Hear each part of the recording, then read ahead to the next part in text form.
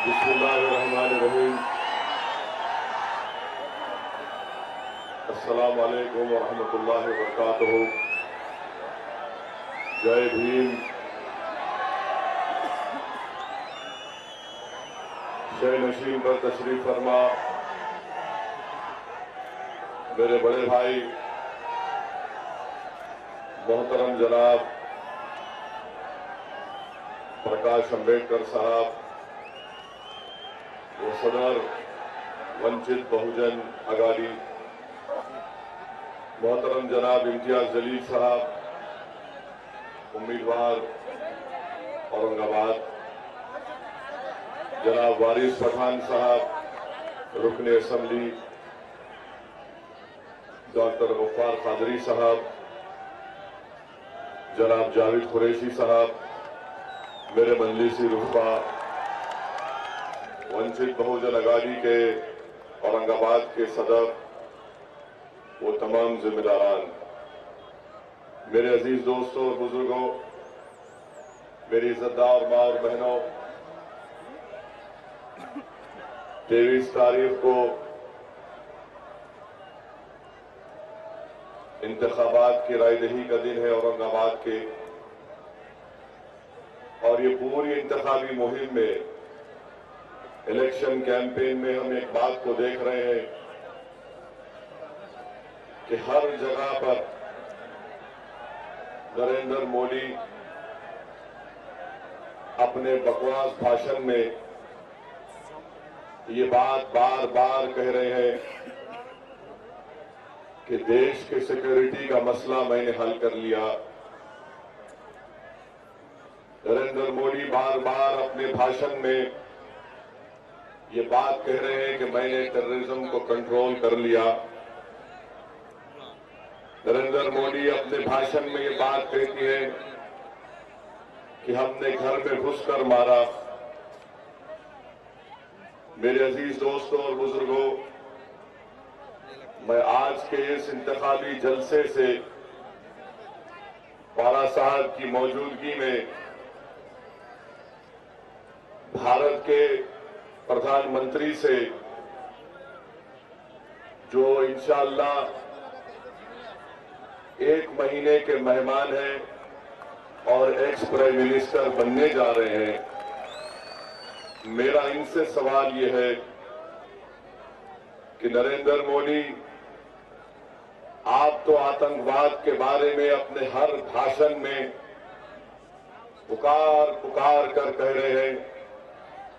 आज महाराष्ट्र की जनता नरेंद्र मोदी से जानना चाहती है कि तुमने, आपकी पार्टी ने, बीजेपी ने, एनडीए ने, जिसमें शिवसेना भी शामिल है, उसने भोपाल से एक ऐसे कैंडिडेट को टिकट दिया जिसके ऊपर टेररिज्म के चार्जेस हैं। उसके ऊपर ये इल्जाम है कि उसने अपनी मोटरसाइकिल पर बम लगाया, जिससे मालेगांव की मस्जिद के करीब 6 लोगों की मौत हो गई और 100 लोग जख्मी हुए। बताओ हिंदुस्तान, भारत के प्रधानमंत्री, क्या ये तुम्हारी टेररिज्म से लड़ाई का सबूत है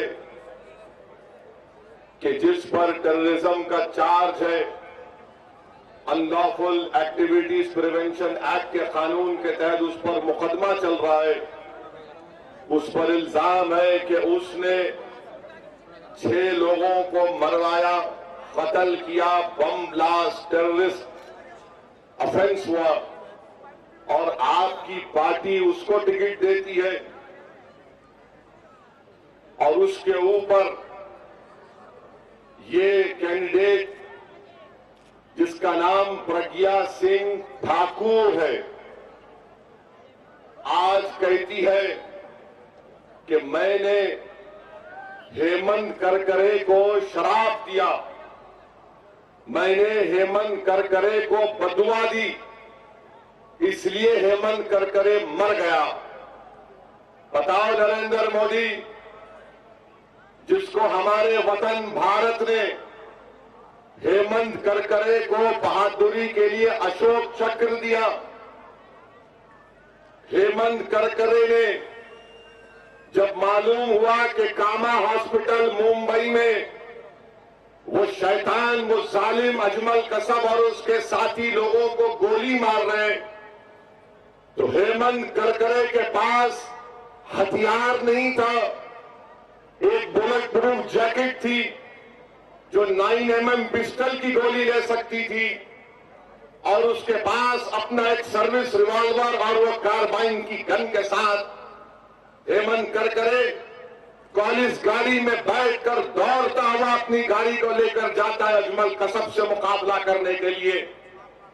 वो शैतान अजमल कसब जो पाकिस्तान से आकर मुंबई की सड़कों पर हिंदुस्तानियों का खून किया, हेमंत करकरे ने अपनी जान की परवाह नहीं की, और उस जालिम अजमल कसब के पास सोफिस्टिकेटेड वेपन थे, और हेमंत करकरे उससे मुकाबला करके शहीद हो जाता है। बताओ नरेंद्र मोदी, तुम्हारी पार्टी की कैंडिडेट ये कहती है कि हेमंत करकरे को मैंने शराब दिया है, बददुआ दी इसलिए वो मर गया। हिंदुस्तान भारत के प्रधानमंत्री, तुम क्या बंबई की सड़कों पर जाकर मुंबई की आवाम से वोट मांग सकोगे?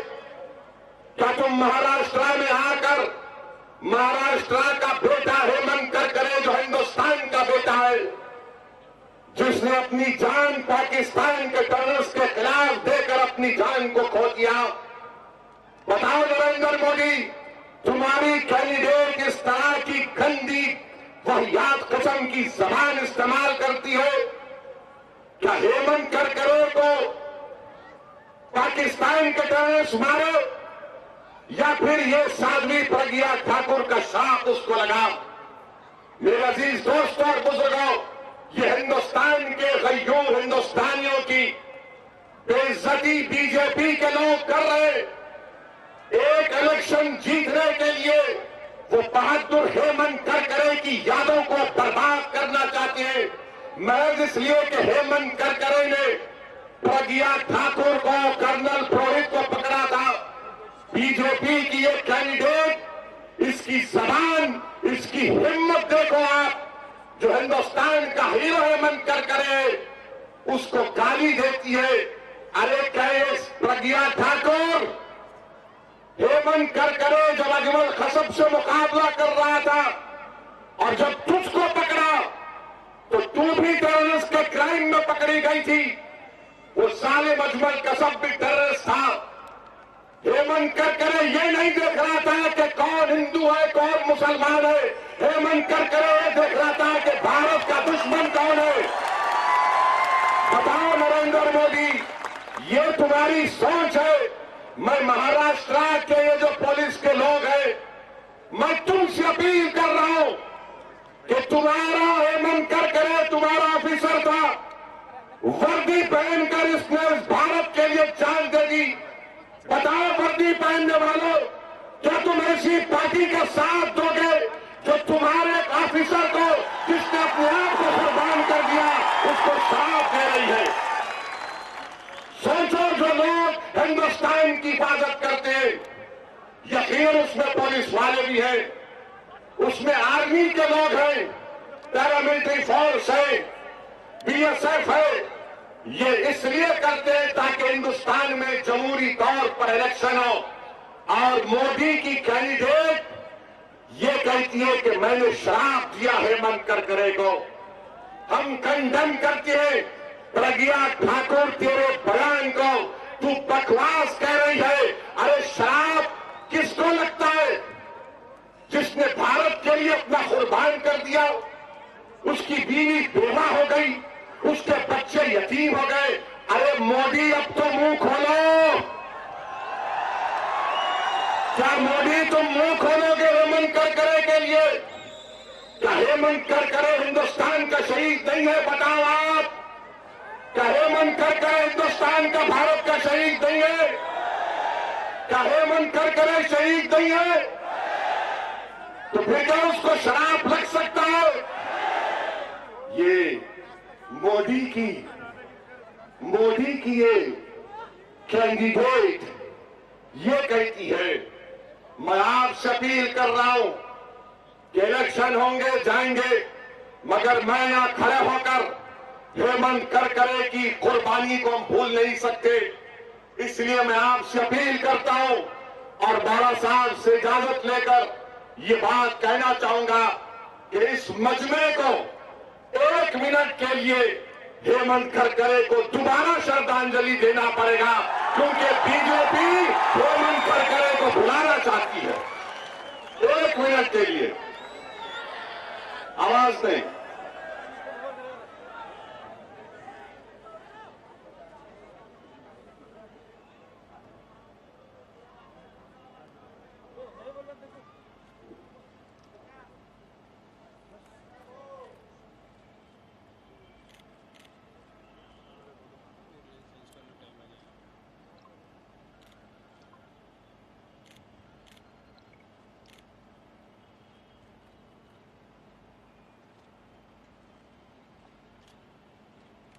हेमंत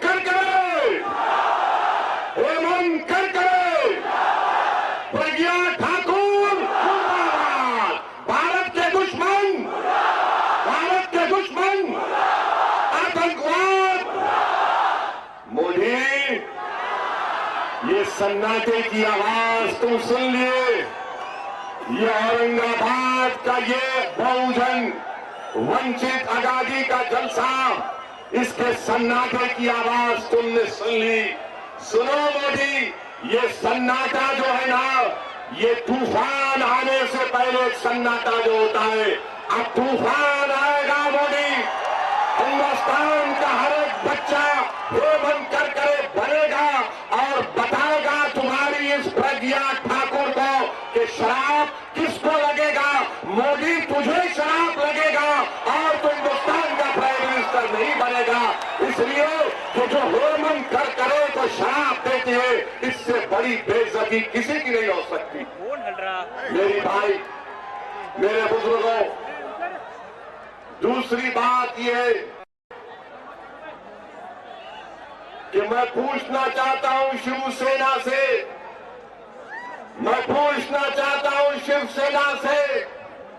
हेमंत करकरे के बारे में बात कही गई, तो बताओ तुम क्या कहना चाहते हो? क्या तुम मोदी के नाम पर वोट लोगे, या महाराष्ट्र का वो बहादुर सिपाही जो मुंबई की सड़कों पर हिंदुस्तानियों की हिफाजत करके मर गया? अरे बताओ शिवसेना वालों, कहां गई तुम्हारी भारत से मोहब्बत? जो तुम बड़ी बड़ी बातें करते थे, आज तुम खामोश क्यों हो? बताओ शिवसेना के औरंगाबाद के कैंडिडेट जो मुझ पर इल्जाम लगाते हैं कि ओवैसी रजाकार है। अरे सुन, मैं रजाकार ना हूं, ना कभी था, ना कभी रहूंगा। मेरी रगों में किसका खून बह रहा है? मेरी रगों में सिद्दी इब्राहिम का खून बह रहा है। मेरी रगों में मेरा हीरो मलिक अंबर है, और ये मलिक अंबर वो आदमी था जिसने दिल्ली की सल्तनत को हिला के रख दिया। और आज औरंगाबाद की आवाम दिल्ली का जो बादशाह बनकर मोदी बैठा है, जो प्रधानमंत्री नहीं है, जो अपने आप को दिल्ली का बादशाह समझता है। सुनो मोदी, औरंगाबाद का एक एक बच्चा मलिक अंबर की तरह उस दिल्ली के मौजूदा बादशाह को हिला के रख देगा। जिस तरह सिद्दी इब्राहिम ने शिवाजी का बाजू साथ ठहर कर उस वक्त के दिल्ली के बादशाह को शिकस्त दी, इंशाअल्लाह ताला औरंगाबाद की पूरी आवाम दिल्ली के मौजूदा बादशाह को हरा कर रहेगी इंशाअल्लाह ताला। चौथी बात, ये उत्तर प्रदेश का चीफ मिनिस्टर सुधरने वाला नहीं है, नहीं सुधरता इन्हें। 72 घंटे इलेक्शन कमीशन ने कहा, स्कूल में टीचर क्या बोलती, नो टॉकिंग। तो उसको इलेक्शन कमीशन बोला 72 आवर्स बैन। निकलते ही आज बोल दिए ये बाबर की संतान को वोट मत दो। हम क्या बाबर की संतान है? हमको बाबर से कुछ लेना देना नहीं है, हमको मलिक अंबर से है, हमको सिद्दी इब्राहिम से मतलब है। ये तुमको बाबर से इतनी मोहब्बत क्यों है? कुछ ऊपर मिलता क्या कनेक्शन? हमारे को तो नहीं मालूम। हमारा कनेक्शन बाबर से नहीं है, हमारा कनेक्शन ख्वाजा गरीब नवाज से है। हमारा कनेक्शन जरजरी बख्श रहमतुल्लाह अलैह से है। हमारा कनेक्शन शहीद अहमद शहीद से है। हमारा कनेक्शन उन लोगों से है जिन्होंने माल्टा की जेल में अपनी जिंदगी को बर्बाद कर दिया, जो रेशमी रुमाल की तहरीक चलाए थे। हमारा कनेक्शन अल्लामा फजल हक खैराबादी से है। बताओ तुम्हारा कनेक्शन किससे है? तुम्हारा नो कनेक्शन व्हाट्सएवर। तुम्हारा कनेक्शन ही नहीं है, तो इसलिए तुम कनेक्शन ढूंढ रहे। और तुम्हारा कनेक्शन सिर्फ यही है कि तुम सिर्फ मजहब के नाम पर वोट पूछना चाहते हो। ये बीजेपी और शिवसेना कर रही है। इनके पास दिखाने को कुछ नहीं है, तो सिर्फ हिंदू मुस्लिम आतंकवाद के नाम पर डर फैलाना।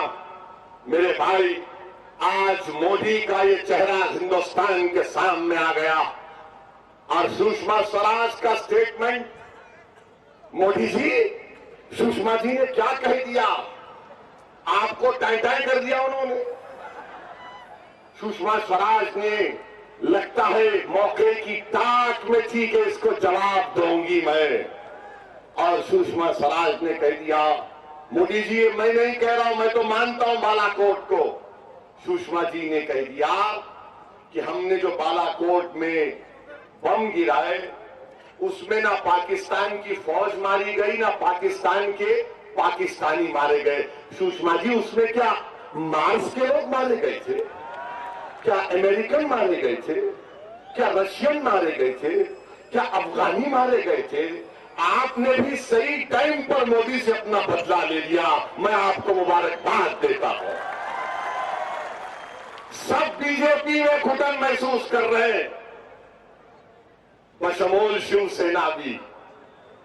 क्या कहते थे? चौकीदार चोर है।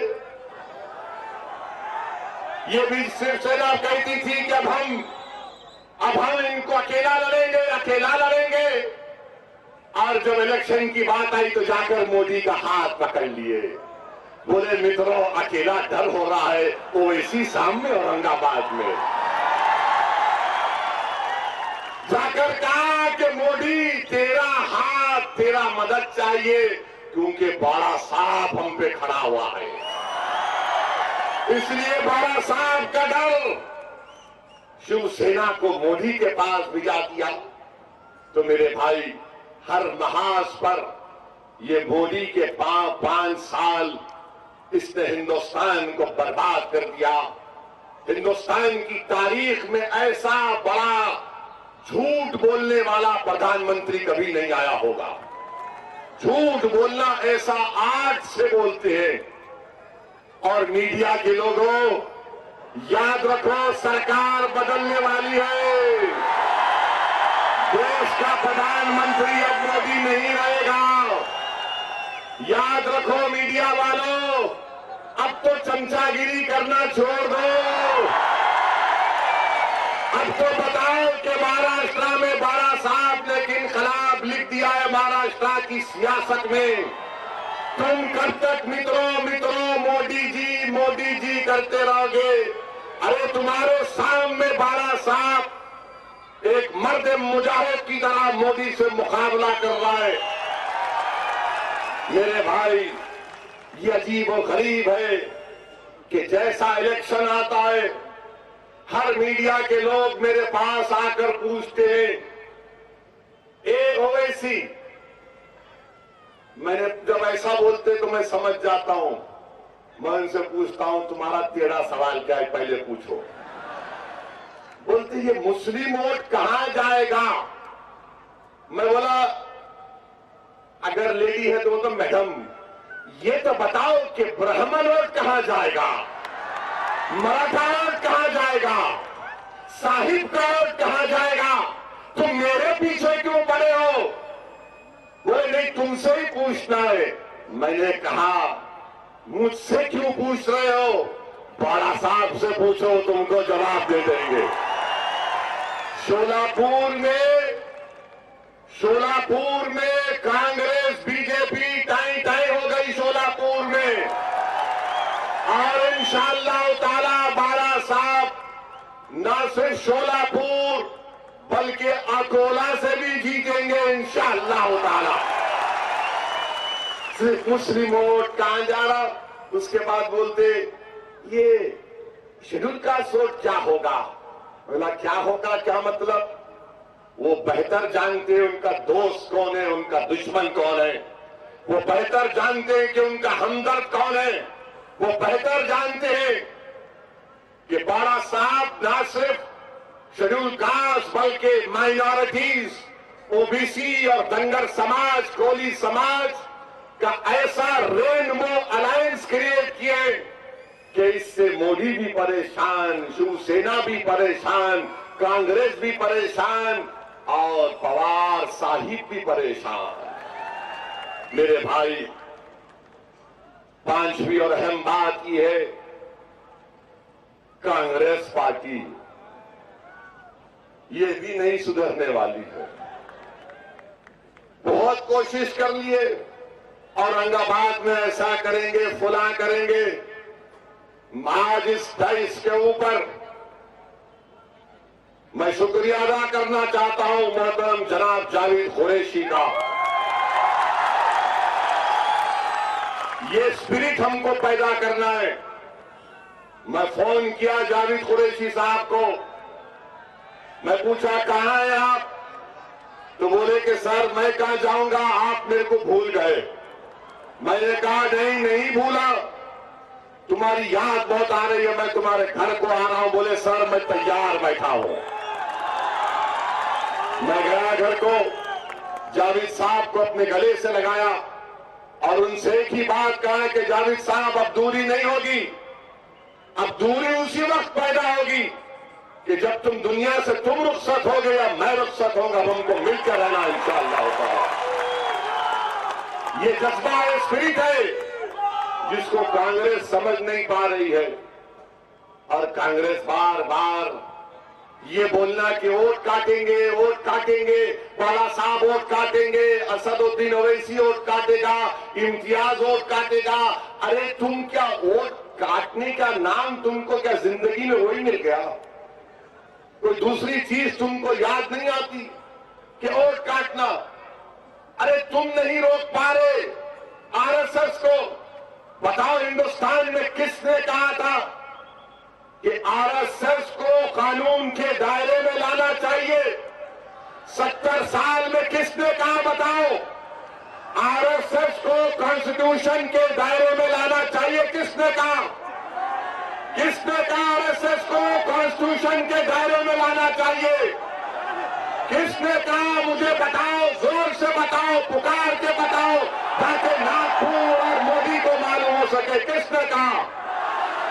जोर से बोलो, और जोर से बोलो, दबा के बोलो, जम के बोलो, मिलकर बोलो, एक होकर बोलो।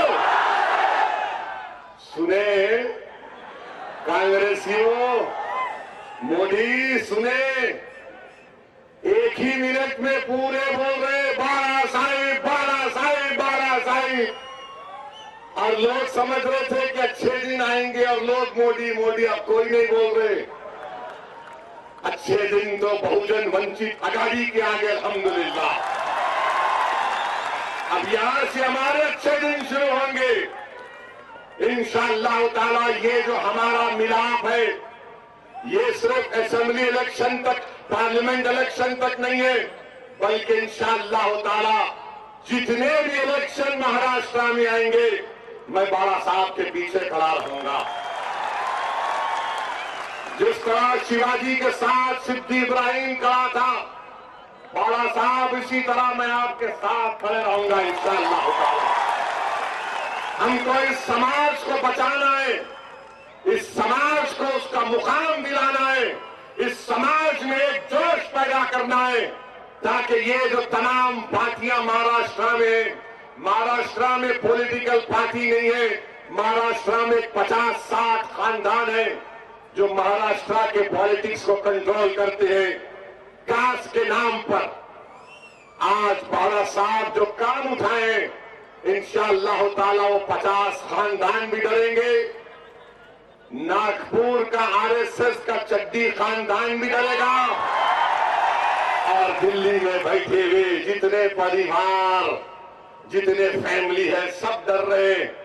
मेरे से पूछ रहे हैं कि बताओ, तुमने तेलंगाना में तो स्वीप कर दिया, तुमने आंध्रा में स्वीप कर दिया, अब महाराष्ट्र में क्या होगा? मैंने कहा जो आंध्रा तेलंगाना में हुआ वो महाराष्ट्र में होगा इंशाअल्लाह। मेरे भाई, छठी बात यह है कि मैं बड़ी तकलीफ के साथ आपसे अर्ज कर रहा हूं। दो ऐसे वाकयात मेरी जिंदगी में 15 साल की अपनी पार्लिमानी जिंदगी में हुए, क्योंकि आप मेरे हैं, अपने हैं। मैं गैरों के सामने, दुश्मनों के सामने अपनी तकलीफ का इजहार नहीं कर सकता, क्योंकि ये मजमा मेरे अपनों का है। मुझे मालूम कि आप मेरे हैं, मैं आपका हूं। दो वाकयात हिंदुस्तान की पार्लियामेंट में से हुए कि मुझे अंदर से तोड़ दिए। एक, जब ट्रिपल तलाक का बिल लाया गया, जब कोई नहीं उठा मदद के लिए, मैं अकेला पुकार रहा था कि देखो ये बाबा साहिब के बना हुए संविधान के खिलाफ है, ये मुस्लिम महिलाओं को न इंसाफ नहीं नाइंसाफी दिलाएगा, ये हमारे कानून में, हमारी शनाख्त में मदाखलत है। उस वक्त मुझे अपना अकेलापन महसूस हुआ। मैं कभी दाएं देखता तो कभी बाएं देखता कि या अल्लाह कोई तो उठेगा और बताएगा इन लोगों को। मगर मेरे भाई, उतना अकेलापन महसूस हुआ कि मैंने अपने हाथों से अपने मरहूम बाप को कब्रिस्तान में, कब्र में उतारा। वैसे थे बाप, मुझे उस बेटे को उस वक्त इतनी तकलीफ नहीं हुई जब मुझे उस दिन ऐवाने पार्लियामेंट में इतनी तकलीफ उठाना पड़ा। मेरे भाई, जब हिंदुस्तान की पार्लियामेंट में बाबा साहिब का दिया हुआ संविधान को, उस कॉन्स्टिट्यूशन की धज्जियां उड़ाई जा रही थी, जब इस मोदी ने 10% आरक्षण देता है इकोनॉमिक वीकर सेक्शन को, 100 से ज्यादा एमपी बैठे हैं शेड्यूल कास्ट के, और उनमें इतनी हिम्मत नहीं है कि आरक्षण किस बुनियाद पर मिलता है, क्या आरक्षण इकोनॉमिक ग्राउंड्स पर मिलता है या बाबा साहिब के उस उसूल पर मिलता है, उस समाज को जिसको 5000 साल से दबाया गया। कोई मुंह नहीं खोला। मेरी मां और बहनों, मेरी आंखें, मेरे कान तरस रहे थे कि शायद कोई उठकर बोले, तो मैंने कहा कि ठीक है, मैं उठकर बाबा साहेब अम्बेडकर का नाम लूंगा। मैंने कहा और उठकर बाबा साहिब का नाम लेकर कहा मोदी से कि what you are doing is disservice to Baba Sahib Ambedkar. तुम हिंदुस्तान के संविधान के खिलाफ काम कर रहे हो। काश उस दोनों वक्त में मेरे साथ मेरे बड़े भाई बाला साहब होते, तो खुदा की कसम यह कानून नहीं बनने देते हम।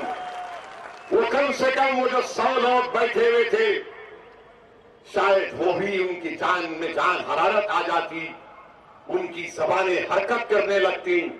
इनको डर क्या है कि 100 बैठे हुए थे जो हमारे इशारों पर कठपुतली की तरह बैठ कर उठते हैं। अगर एक बाबा साहिब अम्बेडकर का खून हिंदुस्तान की पार्लियामेंट में चला जाएगा तो इनको डर है, खौफ है कि अंबेडकर का जानशीन, बाबा साहिब का जानशीन अगर पार्लियामेंट में खड़ा हो गया तो हिंदुस्तान की पार्लियामेंट के दरो दीवार को भी अंबेडकर की औलाद की आवाज को सुनना पड़ेगा, मानना पड़ेगा। मेरे अजीज दोस्तों और बुजुर्गों, मेरे अजीज दोस्तों और बुजुर्गों, आखिरी मरहले आखिरी बात कहकर अपनी जगह ले लूंगा। ये मीडिया के लोग आके पूछते, आप लोग दिल्ली जीत कर जाएंगे तो क्या करेंगे?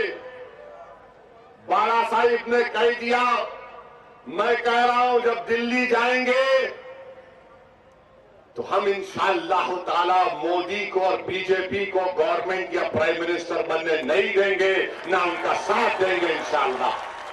तो मीडिया के लोग मुझसे पूछे एक मर्तबा, ओवैसी मोदी से हट के कौन सा कैंडिडेट तुम्हारे पास है? मैं उनसे पूछा, क्या मोदी भारत है या भारत मोदी है या मोदी भारत से बड़ा है? बताओ, भारत बड़ा है या मोदी बड़ा है? कौन बड़ा है, भारत बड़ा है या मोदी बड़ा है?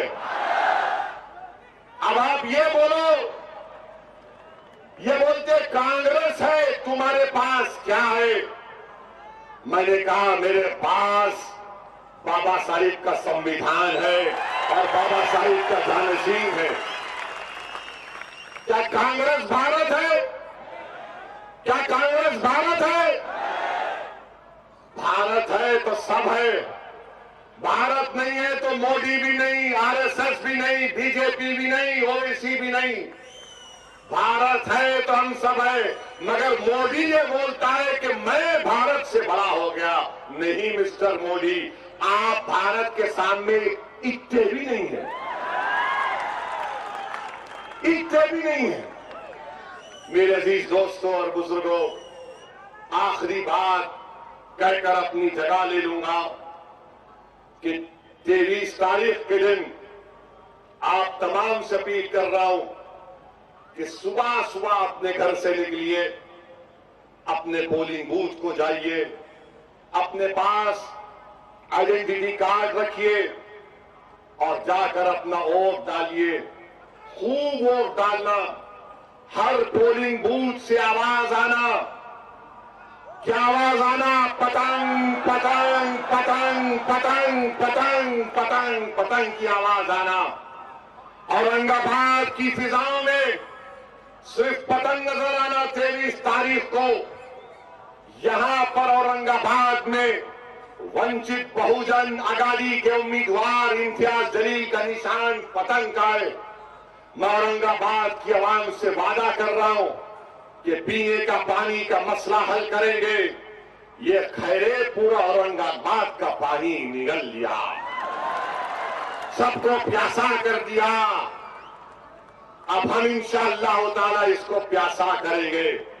नई सरकार बनेगी दिल्ली में इंशाअल्लाह ताला। भारत में एक नई सुबह होगी। अपने वोट का इस्तेमाल करना, पूरे वोट का इस्तेमाल करो। नौजवानों, लेकर जाओ फैमिलीज को। और मैं तुमको एक वाकया सुनाकर अपनी बात खत्म कर रहा हूं कि उत्तर प्रदेश में एक शख्स है जो गलती से उसने वोट बीजेपी को डाल दिया। उसका ताल्लुक शेड्यूल कास्ट तबके से था। तो उसको इतना तकलीफ हुई, इतना रोया अपने घर को जाकर। उसको समझ में नहीं आया क्या करूं। तो जिस उंगली से वो डाला उसने चाकू लेकर उसको काट दिया। नहीं मेरे भाई, मैं ये नहीं कह रहा हूं कि तुम उंगली काटो। मैं ये कह रहा हूं ये उंगली को उठाओ, बटन दबाओ दबाओ दबाओ दबाओ। जब दबाओगे तो सोचना ये मोदी और आरएसएस ने हमको दबाया था भीमा कोरेगांव में। अब हम यहां पर बटन दबाएंगे। इस मोदी ने हमको भीमा कोरेगांव में हमारे बच्चों को जेल में डाला, हम बटन दबाएंगे। इस मोदी ने, आरएसएस ने अखलाक को, पीलू खान को जो औरंगाबाद में हमारे मियों भाई हैं, निकलो। आज पीलू खान का जमहूरी तौर पर रूह तुमको पुकार कर कह रही है बटन दबाओ, बटन दबाओ और इम्तियाज जलील को एक अजीमुशान कामयाबी दिलाओ। और जब असेंबली इलेक्शन आएगा तो फिर खेल में और मजा आएगा और ऐसा खेल होगा कि डॉक्टर खादरी भी इंशाअल्लाह एमएलए बनकर जाएगा महाराष्ट्र के असेंबली को। मैं डॉक्टर खादरी का भी शुक्रिया अदा करता हूं कि उन्होंने बड़ा रोल अदा किया मुझे अपने बड़े भाई से खरीद करने का। ये डॉक्टर की जवानी का राज क्या है मुझे नहीं मालूम, कभी बात में बताऊंगा आपको, बात में बताऊंगा। मेरे भाई कल शबे बारात है, कल शबे बारात है। मैं आपसे अपील कर रहा हूं, अल्लाह जो है बनी कल के बकरियों के बालों की तरह लोगों के गुनाहों को माफ करता। आप मेरे लिए भी दुआ करना। मैं गुनाहगार हूं मेरे भाई, बेसरो सामानी की आलम में हम मुकाबला कर रहे हैं। मुझे 5 साल पहले तुमने अपनी मोहब्बतों से यहां पर आने की दावत दी। मेरा आज उस वक्त भी कोई मेरा जाती मफाद नहीं था, ना आज है। मेरा मकसद सिर्फ यही है कि शऊर बेदार हो, हमारी आवाज हो हिंदुस्तान की पार्लियामेंट में, महाराष्ट्र के असेंबली में। मेरे लिए दुआ करना और जब तुम दुआ करोगे तो दुआ करना कि अल्लाह जो मजलिस इत्तेहाद और मुस्लिमीन ने मजलूमों के साथ इत्तेहाद किया, कमजोरों के साथ इत्तेहाद किया, अल्लाह तो जमीन और आसमान का खालिक है, इख्तिदार देना तेरे बस की बात है। तू महाराष्ट्र में मजलूमों को, कमजोरों को इख्तिदार से नवाज दे। दुआ करो कि ना सिर्फ औरंगाबाद बल्कि वंचित बहुजन अगाड़ी के हर उम्मीदवार को अल्लाह रब्बुल इज्जत कामयाब और कामरान कर दे। शुक्रिया, खुदा।